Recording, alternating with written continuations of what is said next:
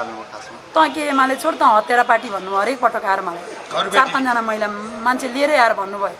त हत्यारा पार्टी 12 बजे भात खान लागेको बेलामा मेरो गास खोज्नु भएको उहाँले मैले गरेको व्यवसायमाथि त्यस्तो कसरी सकिन्छ यो सरकार आज म सुरक्षितै छैन के मलाई सरकारले सुरक्षा दिनु पर्यो घरबेटीको नाम भनिदिनुस् न मैले नाम भनिदिनु खोज्दै जानुस् न तपाईँ मलाई जसरी खोज्दै आउनुहुन्छ त्यसरी खोज्न जानुस् न सुदन गुरुङलाई गएर भन्नुहोस् यो कुरा तपाईँ त निकै नै पीडामा देखिनुहुन्छ पीडा छैन त एउटा गरेको व्यवसाय म माथि सुरक्षा भएन कि जहाँ गए तपाईँ नै क्यामेरा तेर्स्याउनुहुन्छ अनि अनेक लेखेर हालिदिनुहुन्छ मेरो छोरछोरीलाई गाह्रो हुँदैन मेरो श्रीमानलाई हेर्दाखेरि तपाईँले नराम्रो टोल बनाउँदा त अलिक गाह्रो हुन्छ नि त राम्रो मात्रै भिडियो खिच्नु न तपाईँ म राम्रोतिर बोलिदिन्थेँ होला नि त तपाईँहरूले चाहिँ यसरी सधैँ झर्किएर बोल्ने वातावरण नबनाउनुहोस् न मिडियाकर्मीले पनि धन्यवाद है सुदन गुरुङलाई यसरी गरेर भन्नुहोस् कि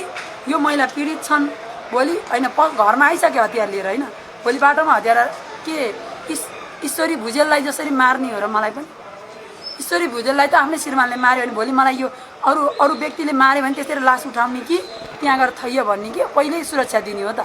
यो महिलामा त्यस्तो नगर तपाईमाथि पनि ज्यान मार्ने धम्की आइसक्यो धेरै आए पहिल्यै आएको ल भन्नुहोस् गृहमन्त्री सुदन गुरुङलाई ठ्याक्कै के भन्नुहुन्छ